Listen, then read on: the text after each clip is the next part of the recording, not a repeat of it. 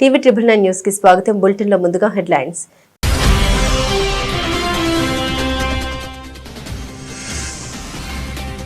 H1B వీసాదారులకు భారీ ఎదురుదెబ్బ. $1,00,000 fee పెంపును సమర్థించిన federal court. ఒక్క వీసాకు 84 లక్షల అదనపు భారం.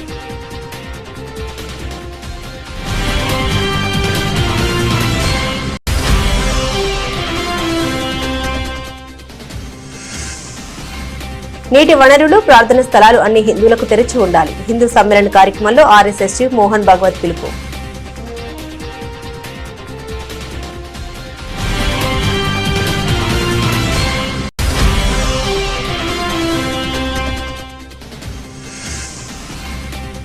మహారాష్ట్ర కొత్త డీజీపీగా సదానంద్ ధాతే. 26/11 దాడుల్లో కసబ్ను ఎదుర్కొన్న హీరో.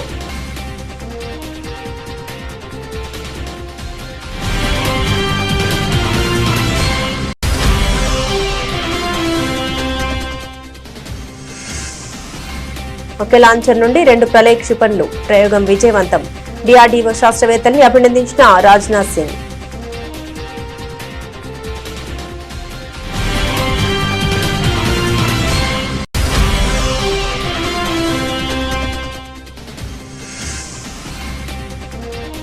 గవర్నర్ జిష్ణుదేవ్ వర్మకు నూతన సంవత్సర శుభాకాంక్షలు తెలిపిన రేవంత్ రెడ్డి.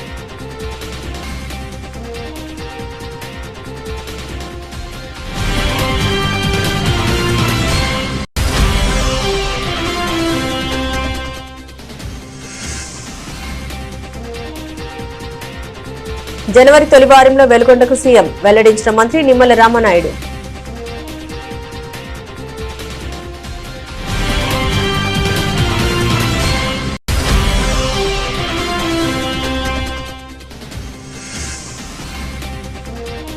జాతీయ రోడ్డు భద్రతా మాసోత్సవాల్లో ప్రతి ఒక్కరూ పాల్గొనాలి. ప్రజలకు పిలుపునిచ్చిన మంత్రి పొన్నం ప్రభాకర్.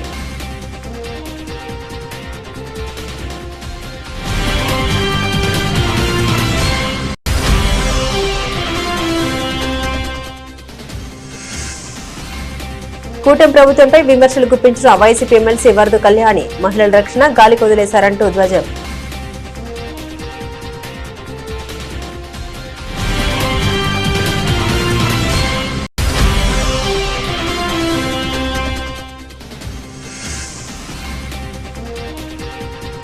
పీపీటీకి అవకాశం అడిగితే భయం ఎందుకు? ప్రభుత్వాన్ని నిలదీసిన మాజీ మంత్రి Jagadish Reddy.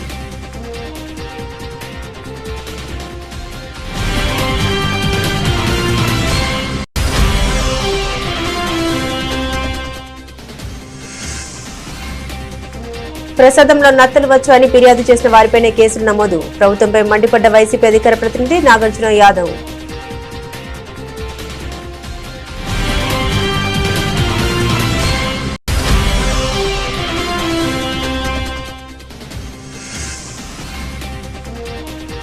Prabhas spirit first look వచ్చేసింది. న్యూ ఇయర్ గిఫ్ట్ గా ఆదిరిపోయే పోస్టర్ విడుదల.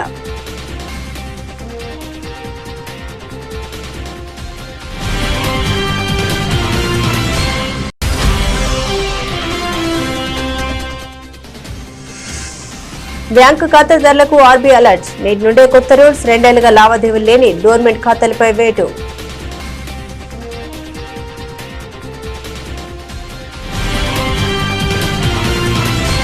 అమెరికాలో ఐటీ ఉద్యోగం చేయాలనుకునే విదేశీయులకు, ముఖ్యంగా భారతీయులకు మరో షాక్ తగిలింది.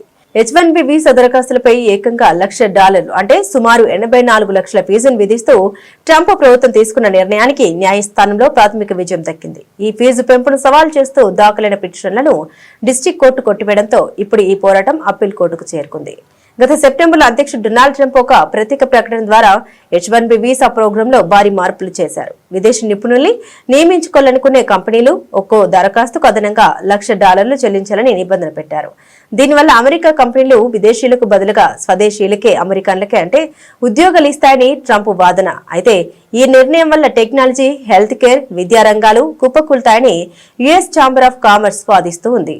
ఆశ్చర్యకరంగా మాజీ అధ్యక్షుడు ఒబామా హయాంలో నియమితులైన జడ్జి బెరిల్ హోవెల్ ఈ కేసులో ట్రంప్ నిర్ణయమే సరైనదని తీర్పునివ్వడం గమనార్హం.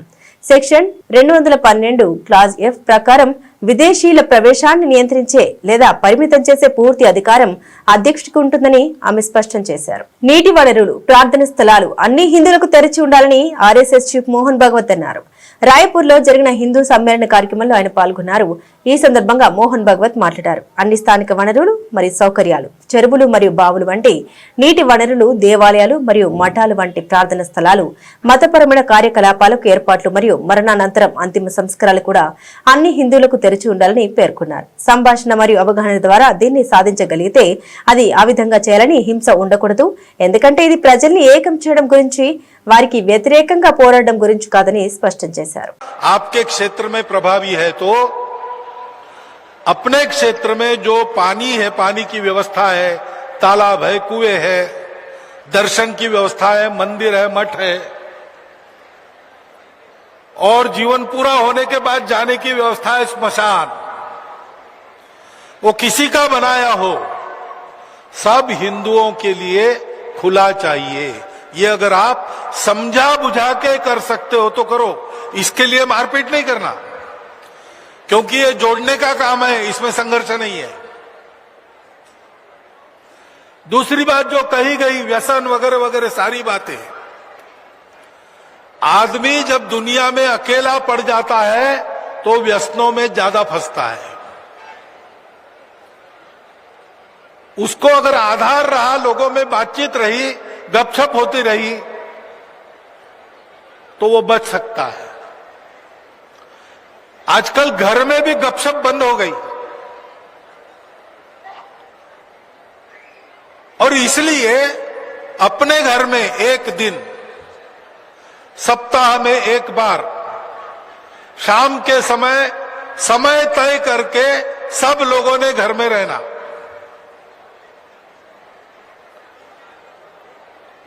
श्रद्धानुसार भजन करना, उसके बाद घर में बनाया हुआ मां के हाथ का भोजन करना, मीन मेघ निकाले बिना,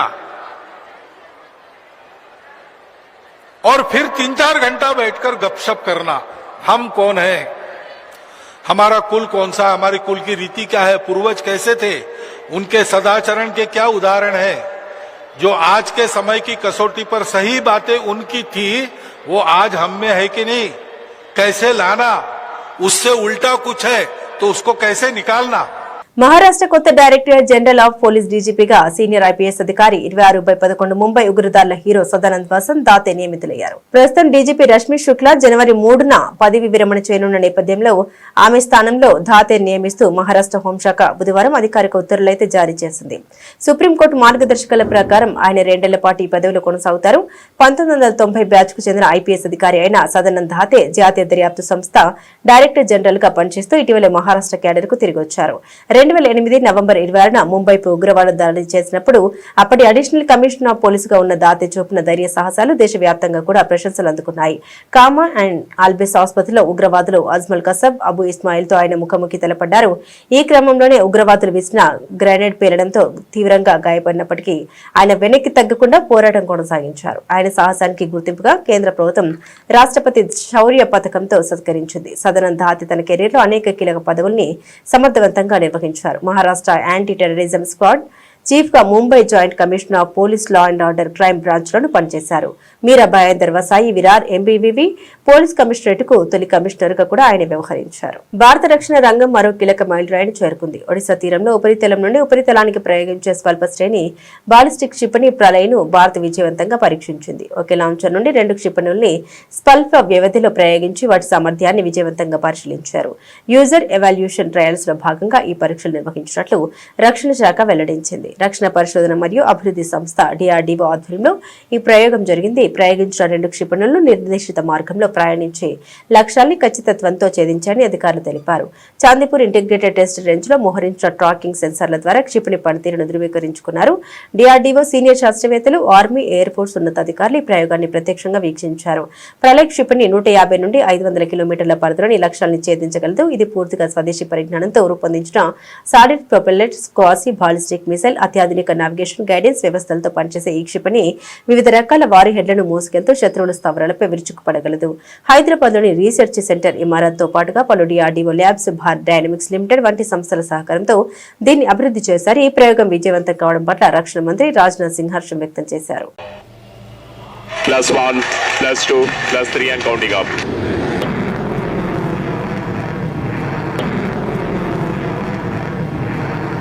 లోక్ భవన్ లో గవర్నర్ జిష్ణుదేవ్ వర్మను ముఖ్యమంత్రి రేవంత్ రెడ్డి మర్యాదపూర్వకంగా కలిసి నూతన సంవత్సర శుభాకాంక్షలు తెలిపారు. అనంతరం సెక్రటేరియట్ కు సీఎం రేవంత్ రెడ్డి వెళ్లనున్నారు. అలాగే హైదరాబాద్ ప్రెస్ క్లబ్ TUWZ డైరీని ఆయన ఆవిష్కరించనున్నారు. ఆ తర్వాత సెక్రటేరియట్ లో సందర్శకులను కలవనున్నారు. సాయంత్రం బేగంపేటలోని ప్రజాభవన్ కు ఆయన వెళ్లనున్నారు. సాయంత్రం 4 గంటలకు ప్రజాభవన్ లో జలాలు నిజాలపై భారీ నీటిపారుదల శాఖ మంత్రి Uttam Kumar Reddy power point presentation ఇస్తారు. దీనిలో సీఎం రేవంత్ రెడ్డి పాల్గొంటారు. ముఖ్యమంత్రి చంద్రబాబు కొత్త ఏడాది తొలి వారంలో వెలుగొండ ప్రాజెక్టును సందర్శించనున్నారు. ప్రాజెక్టు పనుల పురోగతిని పరిశీలిస్తారని జలవనరుల మంత్రి నిమ్మల రామానాయుడు వెల్లడించారు. విజయవాడలోని క్యాంపు కార్యాలయంలో ఇరిగేషన్ పనుల ప్రగతిపై ఆయన ప్రభుత్వ సలహాదారు ఎం వెంకటేశ్వరరావు, ENC నరసింహమూర్తి ఇతర ఇంజనీరింగ్ అధికారులతో సమీక్షించారు. 456 కోట్లతో చేపట్టే ఫీడర్ కెనాల్ పనుల్ని ప్రారంభిస్తారన్నారు. ఇంకోవైపు పోలవరం ప్రాజెక్టు పనుల్ని గత 18 నెలల్లో 13% పూర్తి చేశామని, ఇప్పటికీ 87% పూర్తయిందని నిమ్మల వెల్లడించారు.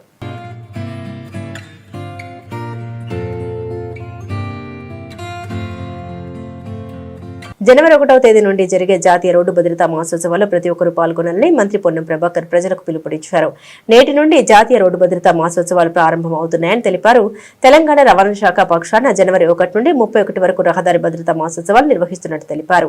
అన్ని జిల్లాలు, మండలాలు, గ్రామాల్లో రోడ్డు భద్రతా మాసోత్సవ కార్యక్రమాల్లో పాల్గొనాలని విజ్ఞప్తి చేశారు. ఈ కార్యక్రమంలో ప్రజాప్రతినిధులు, అధికారులు, విద్యార్థులు ప్రతి ఒక్కరూ భాగస్వామ్యం కావాలని మంత్రి పొన్నం స్పష్టం చేశారు. తెలంగాణ రవాణా శాఖ పక్షాన జాతీయ భద్రతా మాసోత్సవాలను పురస్కరించుకొని జనవరి 1 నుంచి 31 తారీఖు వరకు రహదారి భద్రతా కార్యక్రమాలు జరుగుతున్నాయి. ప్రతి జిల్లా, ప్రతి మండలం, ప్రతి గ్రామంలో. తెలంగాణ రాష్ట్ర ప్రభుత్వం పక్షాన రాష్ట్ర రవాణా మంత్రిగా విజ్ఞప్తి చేస్తా ఉన్నాను. తప్పకుండా ఈ కార్యక్రమాలు 31 రోజుల పాటు జరిగే కార్యక్రమాల లోపల పాల్గొనండి. ప్రతి విద్యార్థి వాళ్ళ తల్లిదండ్రులతో ఒక హామీ పత్రం, రోడ్డు భద్రతా వారోత్సవాలు, రోడ్డు భద్రతను పాటిస్తామని ఒక హామీ ఇవ్వండి. అదేవిధంగా ప్రతి పాఠశాల రోడ్డు భద్రతకు సంబంధించినటువంటి ఒక క్లబ్లో జాయిన్ కాండి. రవాణా శాఖ తరఫున సూచనలు పాటించండి. హెల్మెట్ ధరించండి, మద్యం దాగి నడపకండి. అదేవిధంగా రోడ్డు సిగ్నల్స్ను, జెబ్రా లైన్స్ను కరెక్ట్గా పాటించండి. రాంగ్ రూట్లో ప్రయాణం చేయకండి. అతివేగం మంచిది కాదు, త్రాగి నడపడం మంచిది కాదు అనేటువంటి ప్రధాన సూత్రాలతోటి ఒక ప్రాణం విలువను చెప్పే ప్రయత్నం చేస్తూ ఉంది రవాణా శాఖ. నిన్న కూడా రాష్ట్ర తెలంగాణ పోలీస్ శాఖ చనిపోయిన వాళ్ళ సంఖ్యలో మరణాలు, రోడ్డు యాక్సిడెంట్ల వల్లనే ఎక్కువ చనిపోయినటువంటి సంఖ్య చెప్తున్నటువంటి పరిస్థితి దృష్ట్యా రవాణా శాఖ తీసుకునే ఈ కార్యక్రమం లోపల రాష్ట్ర వ్యాప్తంగా ప్రజాప్రతినిధులు, అధికారులు, ప్రజలు, విద్యార్థులు అందరూ కూడా భాగస్వామ్యమై రోడ్డు భద్రతా మాసోత్సవాల లోపల మీ భాగస్వామ్యాన్ని ఇచ్చి ప్రాణాలకు రక్షణగా, ప్రజలకు ఒక మంచి రహదారి రక్షణ ఉండే విధంగా భాగస్వాములు కావాలని రాష్ట్ర రవాణా శాఖ మంత్రిగా ప్రజలందరికీ విజ్ఞప్తి చేస్తా ఉన్నాను. రాష్ట్రంలో క్యాలెండర్ ఇయర్ మారుతుంది, కానీ కూటమి పాలనలో ప్రభుత్వం నాయకుల క్యారెక్టర్లో మార్పు కనిపించడం లేదని వైఎస్ఆర్సీపీ మహిళా విభాగ రాష్ట్ర అధ్యక్షురాలు ఎమ్మెల్సీ వరదు కళ్యాణి ఆక్షేపించారు. మహిళలకు 6 పథకాల ఆశ చూపి అధికారంలోకి వచ్చిన టీడీపీ కూటమి వాటిని అమలు చేయకపోగా వారికి ఆర్తనాదాలు, అఘాయిత్యాలు, అబద్దాల్ని మిగిల్చిందని ఆమె గుర్తు చేశారు. ఆ బాధితులకు వైఎస్ఆర్సీపీ ఎప్పుడూ అండగా నిలబడిందన్న వరదు కళ్యాణి కొత్త సంవత్సరంలో కూడా తమ పార్టీ మహిళలకు ఆ భరోసా ఇస్తుందని పార్టీ కేంద్ర కార్యాలయంలో మీడియా సమావేశంలో స్పష్టం చేశారు. ఎంత దారుణంగా మహిళల్ని వీళ్ళు మోసం చేశారు, మహిళలంటే ఎంత చులకన భావము మనం అర్థం చేసుకోవచ్చు. ఇంకా పండగ కానుకలు, పెళ్లి కానుకలని చాలా వీళ్ళు హామీలు ఇవ్వడం జరిగింది. సంక్రాంతికి, దసరాకి, రంజాన్ కి, అలాగే దీపావళికి, క్రిస్మస్ కి ఇస్తామని చెప్పారు. ఏడాది అంతా గడిచిపోయింది. కొత్త ఏడాదిలో సంక్రాంతి కూడా వచ్చేస్తూ ఉంది. ఏ కానుకలు ఇవ్వకుండా మహిళల్ని నెట్ట నిలువుగా దగా చేసిన పరిస్థితి మనం చూస్తూ ఉన్నాము. అలాగే తీసుకుంటే విద్యార్థినులకు కలలకు రెక్కలు పథకం ద్వారా రుణాలు ఇస్తాము అని చెప్పారు.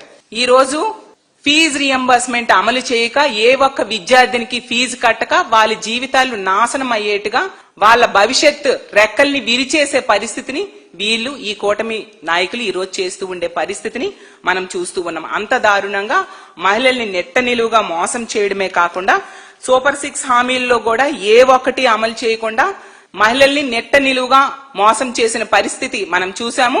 అమలు చేయలేదు సరికదా, పూర్తయిపోయాయని చెప్పి వీళ్ళు ఈ రోజు సిగ్గు లేకుండా సంబరాలు చేసుకుంటూ ఉండే పరిస్థితిని కూడా ఈ రాష్ట్ర ప్రజలు గమనిస్తూ ఉన్నారు. ప్రతి పిల్లాడి తల్లికి వందనం మొదటి ఏడాది ఎగ్గొట్టమే కాకుండా 2వ ఏడాది 2000 కోత విధించడం జరిగింది. అంటే వీళ్ళు ఇచ్చింది 13,000, ఎగ్గొట్టింది 17,000 తల్లికి వందనం ద్వారా.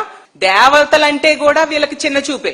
దానికి ఉదాహరణ మన అమ్మల గన్నమ్మ దుర్గమ్మ గుడికి వీళ్ళు కరెంట్ కట్ చేయడం జరిగింది. అంటే ఎంత దారుణంగా అమ్మవారిని వీళ్ళు అవమానించారు. ఈ రాష్ట్రంలో ఉన్న ఏ మహిళలకు కూడా ఏమీ మేలు జరగలేదు, గాని ముగ్గురు మహిళలకు మాత్రం బాగా మేలు జరిగింది. ముగ్గురు అంటే ముగ్గురు మహిళలకు మాత్రం మేలు జరిగింది. వాళ్ళెవరు అంటే ముగ్గురు మహిళా మంత్రులు, అనిత గారు, సవిత గారు, సంధ్యారాణి గారు. వీళ్ళకి ఇచ్చిన ఒకే శాఖ, పేరుకే 3 శాఖలు గాని వీళ్ళకు ఒక శాఖే ఇచ్చారు చంద్రబాబు నాయుడు గారు. ఏంటంటే మా జగనన్నని తిట్టడం. 2026వ సంవత్సరంలో ఇలాంటి మహిళల మీద అఘాయిత్యాలు, దాడులు ఏమైనా జరిగితే ఖచ్చితంగా వాళ్ళకి అండగా మా వైఎస్ఆర్ కాంగ్రెస్ పార్టీ నిలుస్తుందని తెలియజేస్తూ ఉన్నాను. ఎవరు ప్రశ్నిస్తే వాళ్ళ మీద అక్రమ కేసులు పెట్టడం అనేది ఈ కూటమి ప్రభుత్వానికి ఒక అలవాటుగా మారిపోయింది. పోలీసుల్ని వాళ్ళ జోబు సంస్థగా పోలీస్ వ్యవస్థని ఈ రోజు ఉపయోగించుకుంటూ ఉన్నారు. వాళ్ళు తప్పు జరిగిందని భక్తులు వీడియో తీసి సోషల్ మీడియాలో పోస్ట్ చేశారు. అప్పుడు తప్పుని సరిదిద్దుకోవాల్సింది పోయి ఈ రోజు వాళ్ళ మీదే తిరిగి అక్రమ కేసులు పెట్టి బాధితులనే జైల్లో పెట్టడానికి వీళ్ళు ప్రయత్నిస్తూ ఉన్నారంటే ఎంత దారుణంగా వీళ్ళు దిగజారిపోయారు, రెడ్ బుక్ రాజ్యాంగం ఏ విధంగా అమలు చేస్తూ ఉన్నారు అనే దానికి ఉదాహరణగా వీళ్ళు నిలబడుతూ ఉన్నారు. పీపీటీ అవకాశం అడిగితే భయం ఎందుకని మాజీ మంత్రి బీఆర్ఎస్ ఎమ్మెల్యే జగదీష్ రెడ్డి ప్రభుత్వాన్ని నిలదీశారు. ఈ విషయమై ఆయన సూర్యాపేట జిల్లా కేంద్రంలోని క్యాంపు కార్యాలయంలో మీడియాతో మాట్లాడారు. అసెంబ్లీలో పీపీటీ మీరు పెట్టండి, మాకు అవకాశం ఇవ్వండి అని కోరారు. తెలంగాణలో అసలు దొంగలెవరో బయటపడుతున్నారని చెప్పుకొచ్చారు. పీపీటీలో అవకాశం ఇస్తే కాంగ్రెస్ బండారం బయటపడుతుందని ఆ భయంతోనే అసెంబ్లీలో బీఆర్ఎస్ కు అవకాశాన్ని నిరాకరిస్తున్నారని మాజీ మంత్రి ఆరోపించారు. తెలంగాణ రాష్ట్రంలో మళ్లీ పాత పరిస్థితులు తలెత్తుతున్నాయి. ఉద్యోగస్తుల విషయంలో కూడా పూర్తిగా పక్క రాష్ట్రాల ముఖ్యమంత్రులు రికమెండ్ చేసిన వాళ్ళు, పక్క రాష్ట్రాల నుంచి డిప్యూటేషన్ వచ్చిన వాళ్ళు అనేకమైన సంస్థల్లో కీలకమైన విభాగాల్లో ప్రధాన అధికారులను నియమించే ప్రక్రియ కొనసాగుతుంది. ఉద్యోగాల విషయంలో ఇప్పటికే మోసం జరిగింది. పబ్లిక్ సర్వీస్ కమిషన్ ఇచ్చే ఉద్యోగాలలో కూడా పక్క రాష్ట్రం వాళ్ళకి అనుకూలంగా నిబంధనలు మార్చుతున్నారు. ప్రత్యేకించి నీళ్ల విషయంలో ఏదైతే కేసీఆర్ గారు తెలంగాణ ఉద్యమాన్ని ప్రారంభం చేయడమే నీళ్లపైన, నదుల పంపకాలపైన కొట్లాట మొదలుపెట్టి జలసాధన ఉద్యమంతో తెలంగాణ రాష్ట్రమంతటా కూడా ప్రజల్లో చైతన్యం తీసుకొచ్చి మా నీళ్లు మా హక్కు, కృష్ణా గోదావరిలో మా వాట మాకు రావాలని చెప్పి కొట్లాట మొదలుపెట్టిన తర్వాతనే ఒకవైపు పాలమూరు ఎత్తిపోతలు కావచ్చు, కలవకుర్తి ఎత్తిపోతలు కావచ్చు, మరొక వైపు కొత్తగా దేవాదులు కావచ్చు, కాంతనపల్లి కావచ్చు, రకరకాల పేర్ల మీద తెలంగాణకు మీకు నీళ్లు ఇస్తున్నామని చెప్పి కనీసం డ్రామాలైనా మొదలుపెట్టిండ్రు ఆనాటి సమైక్యాంధ్ర పరిపాలకులు. ఆయన చంద్రబాబు నాయుడు కావచ్చు, రాజశేఖర రెడ్డి కావచ్చు, ఎవరైనా సరే ఆ రకంగా ఉద్యమ సందర్భంలోనే కొట్లాడుతూ రాష్ట్రం వచ్చిన తర్వాత మన వాటా ప్రతి నీటి చుక్కను ఒడిసిపట్టి తీసుకొచ్చి తెలంగాణ పొలాలను మళ్లించడానికి కేసీఆర్ గారు పడ్డ శ్రమ అంతా ఇంత కాదు. అది ఇక్కడ కావచ్చు, ఢిల్లీలో కావచ్చు, ఎక్కడ ఏ స్థాయిలో కొట్టాలో చూస్తే అక్కడ ఎటువంటి రాజీ లేకుండా మన హక్కులు నిలబెట్టే ప్రయత్నం చేసి వీళ్ళంత తొందరగా మన తీసుకొని ఇవాళ ఉన్న ట్రిబ్యునల్స్ ఏదైతే ఉందో, బచావ్ ట్రిబ్యునల్ కావచ్చు, ఇవాళ ఉన్న బ్రజేష్ కుమార్ ట్రిబ్యునల్ కావచ్చు, ఇతర పద్ధతుల్లో మనకు రావాల్సిన నీళ్ళ కొరకు మనం ముందే దారులు ఏర్పాటు చేసుకోవాలని చెప్పి అన్ని దారులు వేసిండు కేసీఆర్ గారు. కానీ ఇవాళ వచ్చిన ఈ ప్రభుత్వానికి, కాంగ్రెస్ ప్రభుత్వానికి కనీసం సోయలేకపోవడమే కాదు, తెలిసిన తర్వాత కూడా ద్రోహం చేసే పద్ధతుల్లో, పక్క రాష్ట్రాలకు ఉపయోగపడే పద్ధతుల్లో వాదనలు చేస్తున్నారు. ఆనాడు ప్రాజెక్టులు కట్టేటప్పుడు అడ్డుకున్నారు దుర్మార్గంగా, కాళేశ్వరం అడ్డుకొని 300 పైన కేసులు వేసిండ్రు. పాలమూరు రంగారెడ్డి ఎత్తిపోతలు ఆపడానికి ఎన్జీటీలో రకరకాల చోట్ల కేసులు వేసి ఆపే ప్రయత్నం చేసిండ్రు.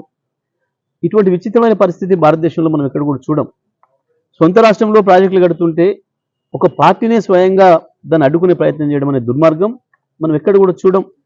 ప్రత్యేకించి ఆంధ్రప్రదేశ్లో వాళ్ళు ఎవరిని విమర్శలు చేసుకున్నా, ఒకరికొకరు కత్తులు దూసుకున్నా, నీళ్ళ దోపిడి విషయానికి వచ్చేవరకే ఇద్దరు ఒకటే ప్రవర్తించారు గత 50-60 సంవత్సరాలుగా కూడా వాళ్ళు ఎప్పుడు కూడా.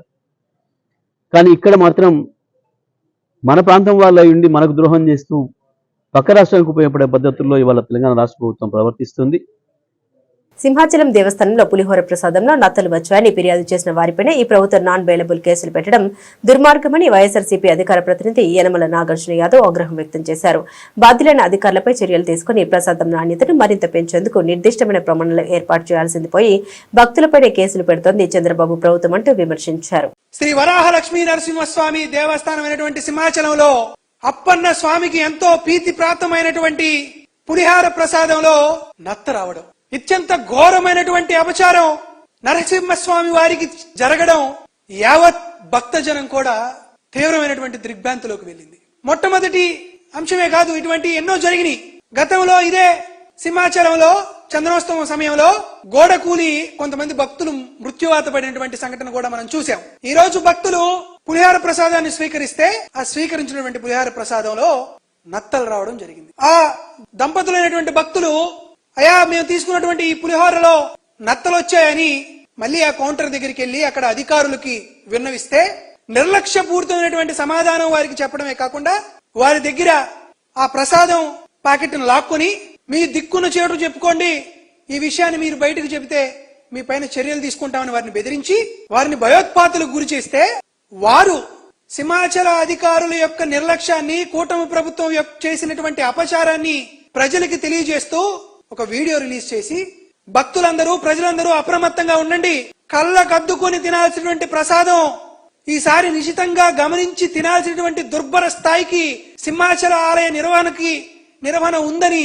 వారు తెలియజేస్తూ వారు ఒక వీడియో పోస్ట్ చేస్తే ఈ ప్రభుత్వం అత్యంత ఘోరంగా తమ తప్పుని ఎంచి చూపినటువంటి ఆ భక్తుల పైన మత విశ్వాసాలని రెచ్చగొట్టారు అనేటువంటి నెపంతో నాన్ బెయిలబుల్ సెక్షన్స్ తో వారిపైన కేసు కట్టడం చూస్తే చంద్రబాబు నాయుడు గారు మీరు ఇంతకంటే దిగజారరు అని ఈ రాష్ట్ర ప్రజలు అనుకున్న ప్రతిసారి మీరు అంతకు మించిన స్థాయిలో దిగజారిపోతున్నారు. ప్రసాదంగా స్వీకరించారు అని ఒక డిపార్ట్మెంటల్ ఎంక్వైరీ జరిగి తరువాత జరిగేటువంటి కార్యక్రమాల్లో చేసేటువంటి ప్రోగ్రాంలో ఇటువంటి పొరపాట్లు జరగకుండా ఉండడానికి ఒక నిర్దిష్టమైనటువంటి విధానం ప్రణాళిక చేయాల్సింది పోయి బాధ్యులైనటువంటి అధికారుల పైన చర్యలు తీసుకోవాల్సింది పోయి ఈ రోజు చంద్రబాబు నాయుడు గారు నిర్లజ్జగా నిస్సుగ్గుగా భక్తుల పైన కేసు పెడుతున్నారంటే ఒకటి అర్థమవుతుంది, రెడ్ బుక్ రాజ్యం. సందీప్ రెడ్డి వంగ దర్శకత్వంలో రెబల్ స్టార్ ప్రభాస్ నటిస్తున్న మోస్ట్ ఎవైటెడ్ మూవీ స్పిరిట్. ఈ సినిమా ప్రకటన వచ్చినప్పటి నుండి అభిమానులు ఎంతో ఆసక్తిగా ఎదురు చూస్తున్నారు. ఇప్పటి వరకు ఫ్యాన్ మేడ్ పోస్టర్లు, ఏఐ ఫోటోలతో సోషల్ మీడియాలో సందడి చేసిన ఫ్యాన్స్ కు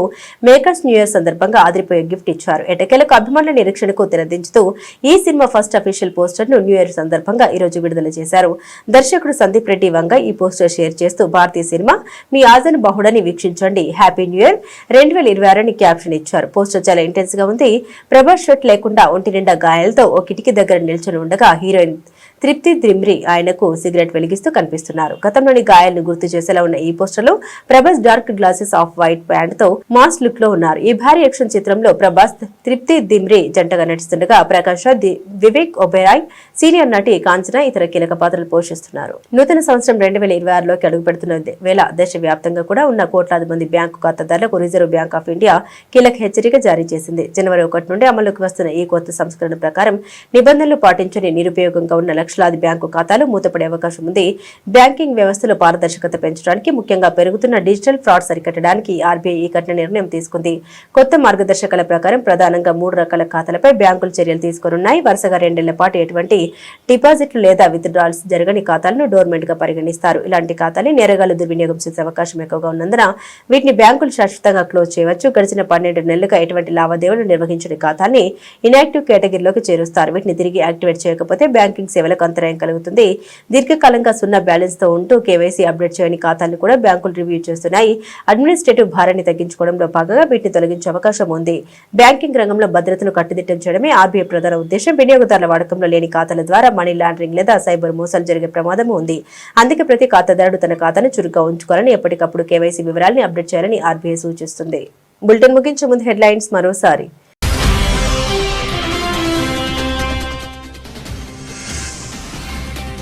H1B వీసాదారులకు భారీ ఎదురుదెబ్బ. $1,00,000 ఫీజు పెంపును సమర్థించిన ఫెడరల్ కోర్టు. ఒక వీసాకు 84 లక్షల అదనపు భారం.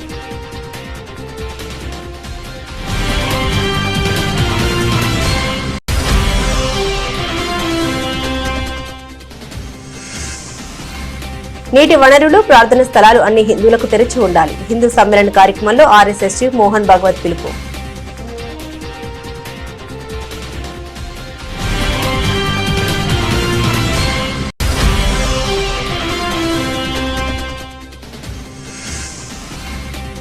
మహారాష్ట్ర కొత్త డీజీపీగా సదానంద్ ధాతే. 26/11 దాడిలో కసబ్ను ఎదుర్కొన్న హీరో.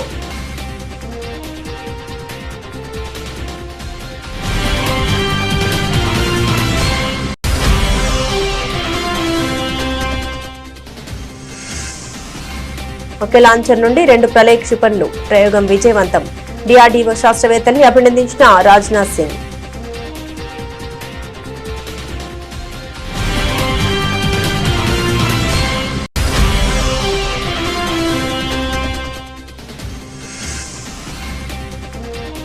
గవర్నర్ జిష్ణుదేవ్ వర్మకు నూతన సంవత్సర శుభాకాంక్షలు తెలిపిన రేవంత్ రెడ్డి.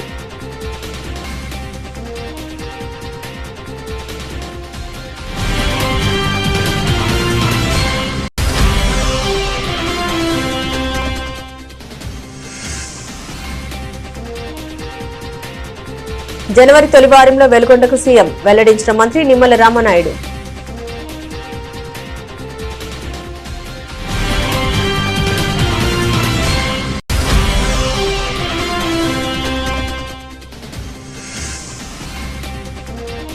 జాతీయ రోడ్డు భద్రతా మాసోత్సవాల్లో ప్రతి ఒక్కరూ పాల్గొనాలి. ప్రజలకు పిలుపునిచ్చిన మంత్రి పొన్నం ప్రభాకర్.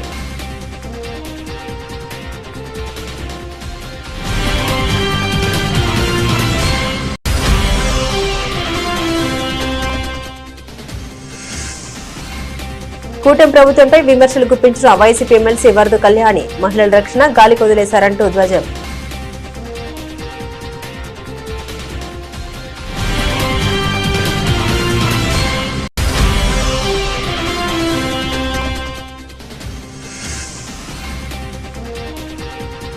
పీపీటీకి అవకాశం అడిగితే భయం ఎందుకు? ప్రభుత్వాన్ని నిలదీసిన మాజీ మంత్రి Jagadish Reddy.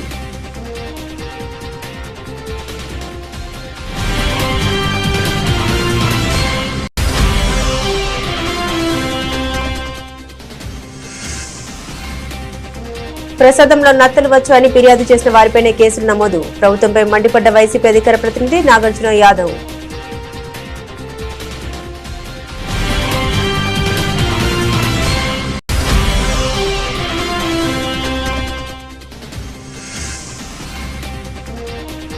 Prabhas spirit first look వచ్చేసింది. న్యూ ఇయర్ గిఫ్ట్ గా ఆదిరిపోయే పోస్టర్ విడుదల.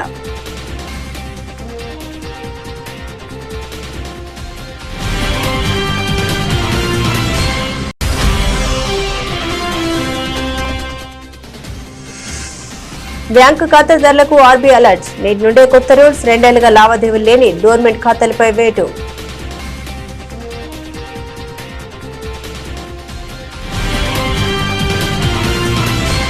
ఇవి బులెటిన్లోని విశేషాలు. తిరిగి మరో బులెటిన్తో మళ్ళీ కలుసుకుందాం. అంతవరకు సెలవు. నమస్కారం.